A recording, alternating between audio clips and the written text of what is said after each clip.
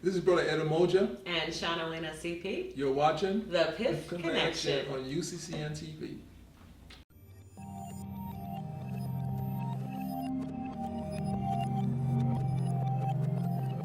That's the boy who was acting a fool. We're very concerned with his outbursts. He's been diagnosed with autism spectrum disorder. Autism? What does that mean? It is my right as a parent to demand what's right for my son.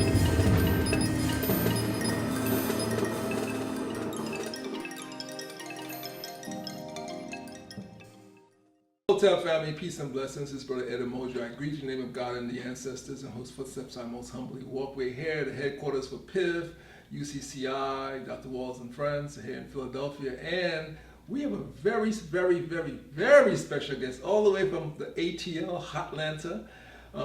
You have heard on the radio show with me, if you listen to our radio show when we were on air, and she's phenomenal. She's a filmmaker. She does a lot of things behind the camera. So we are very happy to welcome to Philadelphia, the city of brotherly love and sisterly affection, Sister SHANALYNA. Welcome. Thank you. So glad to be here. You probably meet her. We've been talking for how long? What, 2-3 years? Yeah, it's been a couple of years now. And I gotta thank her because when we did Piff last year, we were trying to get some writers, the writers down there, to do the boot camp, and she's the one who introduced me to the writers. And she has introduced me to a lot of people in the film industry. That's what networking's about. So welcome to Philly. Thank you. Finally got a chance to meet you. She got a blue look in her braids and stuff like that. So let's talk about what brings you to Philly first. A college class reunion. See, I want her to say that. For those who understand, are you originally from Philly, or you just went to school in Philly? No, I went to school in Philly. So you went to school in Philly, but you're not Yes. originally from. Well, where are you originally from? I was born in New Jersey. Ah, what part? I was born in Jersey City, New Jersey. I lived in Jersey City. I was raised in Roselle, New Jersey. I graduated from East Strasburg High School in Pennsylvania. Okay. And then came to Swarthmore College and studied theater. Oh, wow. See that? I know people in those places in Roselle. There you go. Yep, in Cranford. We're like two ships, so we're finally meeting. See that? To the young people who are watching, we always talk about this. You never know who you meet and where you cross paths before. So this is another example when we talk about that. So let's get into this. Let's talk a little bit about your background and your education, because that's big for me. I always like to let the young people know the importance of education, and then not just working for someone, but using the education to build your own. Right. That's what you've done. So let's talk about you and your education and why you went that way. Well, I would say that initially I went that way because filmmaking was not my initial goal. Okay. I went to school on an Air Force ROTC scholarship. Oh, cool. To do business administration, and took a theater class while I was in school and kind of got hooked. And so I had to decide sophomore year whether I was going to move forward with the scholarship or give it up and pursue theater. Let me guess which one you did. I became a theater major after promising my mom, "This is not really what I'm gonna do. I promise you, I'm not gonna do theater." And I was one of the lucky ones where my family was very supportive of my choice. They were like, "Oh, just go for it." And I was like, "Really? This is not really what I'm gonna do, but all right." But in the Caribbean, like music and entertainment still stands a hobby for a lot of people. The film industry is still a hobby. You know? That was the biggest hold up for me career-wise, is that in my mind I continued to think of my work in theater and my work in film as a hobby, that it wasn't a real job yet, that I had yet to embark upon my career, and that I really was going to let it go. Like when I told my mom I really didn't plan on making this a career, I honestly did not. So it took my family wanted moving to North Carolina, Wilmington, North Carolina. And a friend of mine, who I'm actually going to go see when we're done here, is a roller skating fanatic. And so she came down to visit my family and was like, "Hey, let's go roller skating." It was the New Year's Eve, and we had a couple of friends. We went roller skating, and I tripped over someone who had already fallen, and I broke my wrist. And so in breaking my wrist, I let it reset incorrectly.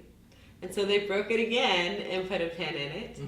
But that meant that a job I just got hired to do for a pharmaceutical company, just doing like data entry, I couldn't do anymore because I had no use of my wrist for like 4 or 5 months. Wow. Because, first because it was broken, and then because they had to break it again. There's no typing going on during any of this. And so I, out of sheer boredom, started volunteering in the world of theater again. And that's how I got back into theater. In Wilmington, North Carolina at the time, theater was mostly voluntary. And the one company that did pay anything, it was like $50 a show so that they could say they paid their people. You can't really, even back then, and it was a couple of years ago, you couldn't live off of $50, you know what I mean, for a show. So for all intents and purposes, it still was a voluntary type commitment. Gotcha. And so someone in theater said, well, there's a film studio in town. Why don't you go work as an extra and you can make some money while you're recuperating? You don't have to type, you don't have to do, not that you don't have to do anything, because there is some work involved as an extra. And some people make a living out of it, so I don't want to downplay the aspect of what you do as an extra, but it became, okay, well, this is a way I can get a check, let me go do it. So I did a couple of shows as an extra, and I decided to find out more about the business. One of the shows I was on, another person who was an extra on the show happened to be a co-partner and extras casting a company. Wow. And so the next show that came into town, her and her partner got hired to do the extras casting. And I said, hey, let me volunteer with you to learn this part of the business. The very first day that I went in to volunteer with them, the assistant director for the film came in and said, hey, we've got a list of PAs who want to work on the show. Who do you guys want to work with? There's going to be a lot of extras that are going to have to work with. So, they've got to be somebody that would help if it's somebody that you guys like. And they said, well, how about her? And he was like, are you interested? The her was me, right. And he's like, are you interested? And I was like, yeah, sure. So he leaves the room, and I go back, and I'm like, Emily, what's a PA? Like, I had no idea what I said yes to, other than I was cognizant of the fact that it was an opportunity. So those who don't know, what's a PA? The PA is a production assistant.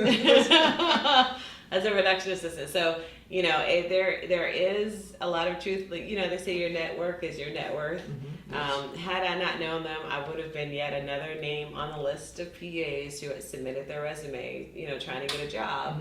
And then everybody would have been talking about, oh, well, they hired somebody they already knew. Right. I happened to be there because I was volunteering to do something else. The importance of volunteering. Yeah, well, volunteering and expanding your network. They knew that I had done my degree in theater. The focus was on stage management. So I still had to do an interview, and in the interview I had to talk about how being a stage manager, but similarities, if any, there were between that and being a PA. So there was some relevancy. What some people don't realize is that yes, sometimes someone can help get your foot into the door, but only you can keep you in it. Yeah, that's what's true. You know what I mean? Yeah. So you can get me the interview, you can get someone to hire me, but for me to keep that job and I get fired, I would have some skills somewhere. You have a skill set. I'd be a really super quick learner. Like, there was a lot I still had to learn. You don't use a walkie-talkie generally when you're a stage manager. You know what I mean? Yeah. Well, not in the same way that we do on the film set. On the film set. Yeah, I take that back. We do have some walkie-talkies, but usually you're the one running around doing everything as a stage manager versus having to communicate, with other people on a film set. Yeah, film set is very different. Yeah, so it's like you have to be quick on your feet. I learned really early that yes is almost always the correct answer when it comes to an opportunity. Not let me find out if I can find housing. And I say that because when the show was over, the first AD said, hey, I've got a friend who's doing a show in Atlanta. And that's how I got to Atlanta. And he was like... She's all over the place. Yeah, he was like, are you interested in pursuing this and doing more of this? We think you did a great job. And I was like, sure. Yeah, I've been in Atlanta. I didn't know anybody in Atlanta. I didn't go, wait, let me find out. Let me see where I have a place to stay. Is there going to be more money? Is blah, blah. I was like, yeah, no. He just out of the blue was like, hey, do you want in? Yeah. And you make that decision, yes or no, right then and there. Had I said no, I can pretty much guarantee that I would not be where I am in the film industry right now. You know? Because it is like you leave, not in the film, we talk about feelings, but when you leave your home in the morning, you have to say, this is my goal to go to the next step. Yeah. And so once you put that energy out there, then you can say to yourself, you know what? Someone's gonna come and ask you, "Yeah, you want to go to Atlanta?" They're like, what's enough? Okay, yeah. Exactly. Let me think about it. What keep thinking about it? Like, they call somebody else. I mean, of course, this is for positive experiences. I mean, there are lots of things that you should say no to. Yeah, oh, yeah. But when it comes to, all right, this is an opportunity that's going to further your goal, you should be like, jump on it. That's why I said when you leave your house in the people feeling morning. you don't Yeah, care. that's why I said when you leave your house in the morning, you have that mindset. So like, you know, when you put that energy out there, that's what I believe is going to come back at you in the way it should come back at you. So. Yeah. Well, one of the things too, in addition to having a goal, is knowing what your priorities are. Oh, goal setting. Goal setting 101. And I only have to mention this because my mother will never let me forget. Listen, Mom. Working, I know, right? Working in the film industry is, for the most part, a freelance occupation. Like, you are your job. Like, you are selling yourself, your abilities, your skills. I had so in between, when you're not working on a film set, you still have to eat, you still have to live, you know what I mean? Yeah. You still have to pay bills. Still have to pay And so I tell people, I'm like, there really is no reason to be a starving artist. People are surprised, and I'm like, yeah, I just AD'd, AD assistant director. I just AD'd this big movie, and now I'm working at Wendy's. Because, dude, I still want money to come in. Right, You know what I mean? And I had two situations that made that really crystal clear for me. One, I lived in New Orleans. I know, like you said, I move around a lot.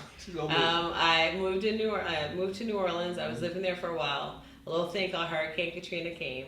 My wife after that. Okay, there you go. Yeah. So when Katrina hit, I had $25 in the bank. And so I was like, I'm not going anywhere. You know, you can't get anywhere $25 of gas, round trip, whatever. And my mom was like, you need to leave. I was like, I'm good. I'm cool. They said we're going to have a hurricane last weekend. It didn't even rain. I'm not going anywhere. My mom called again. Hi, so as you Mom. can imagine, Mom kept calling. My mom's a spiritual counseling advisor, so I should make that clear too. So eventually I was like, look, if I leave, will you stop calling me? And she was like, yes, I will. So I called up another friend of mine who was going to stay as well. We get in the car, we make it to his cousin's house, and then when Katrina was over, we get back, and there was a hole in the roof. I lived on the top floor of a house. Like, I had the upstairs apartment. Had I stayed, I would have been like schizo because the roof literally like came off of the building. Thanks, Mom. So exactly. So, but that was just a lesson, and make sure you always have that savings account. The reason I wasn't leaving wasn't because I didn't think a hurricane was coming. I wasn't leaving because I only had $25. I didn't have that extra account that was only for emergency purposes. You know, emergency purposes for me was like, okay, those shoes look really nice. I mean, you know what I mean? So it was like, no, they can't be that nice. And then the other lesson that I learned along the way is back in Atlanta, also working as an AD, but I would go back and forth to North Carolina. Like, I didn't have a residence in the places that I was at. And that was one of the things that helped me to keep moving. I would live with my mom, and then I get a show in Baltimore. I'd go to Baltimore for 6 months, and then I'd come back home. I get a show in Atlanta, then I come back home. So I was back home. I got a call to work on a show that Steven Spielberg was doing in New Orleans. And at the time, I'm holding like street signs, you know, stop, go, traffic. Right, that was my temp job. I would like work for a temp agency in between. And so they're like, yeah, I can be here tomorrow at 5:15. I was like, there's no way I'm going to make it there tomorrow by 5 o'clock. So I get home, I was like, yeah, I just got a call. We're going to this movie. It would have been really awesome. And she's like, what do you mean it would have been really awesome?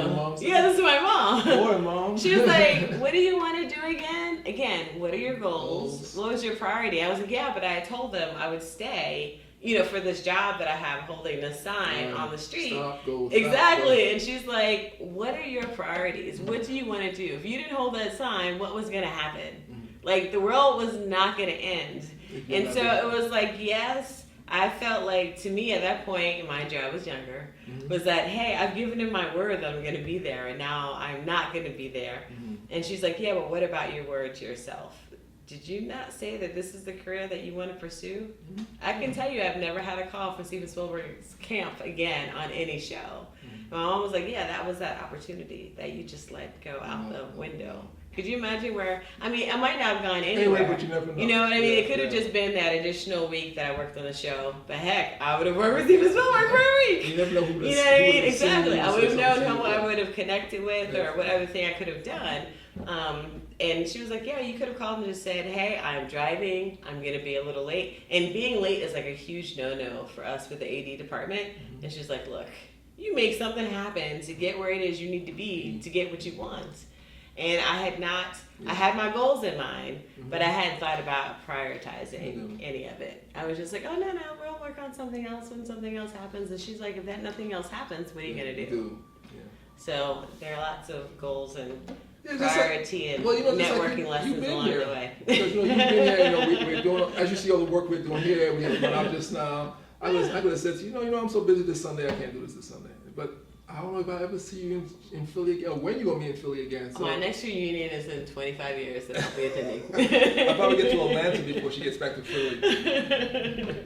But I'm glad we talked about that. In the next break, we're going to get back into some more stuff because I really talk a lot to young people.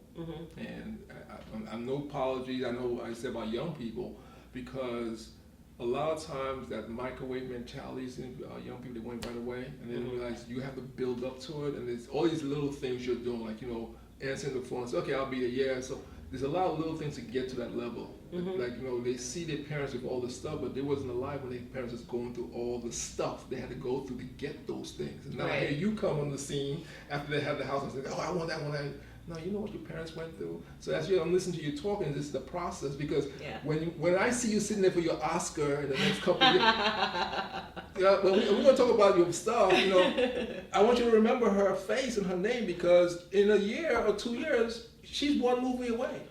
She's one movie away from breaking big. I'm not saying because she's sitting. That's the reality. If you prioritize your stuff, you never know who's going to call you tomorrow. Right. And so we have to allow young people to know, put your stuff in order and work your dreams and your goals and stuff like that. Yeah. So when we come back, we're going to talk a little bit more to this awesome filmmaker from Atlanta who's here in Philadelphia this weekend, and she's leaving in the next couple hours to leave to go back home. So we're really happy to have her. So when we come back to the Piff Connection, we'll be talking to her some more about a few other things that's going on in her life. And you guys want to listen to the stuff she has coming up. Big stuff. So this is Brother Umoja, and we'll be right back.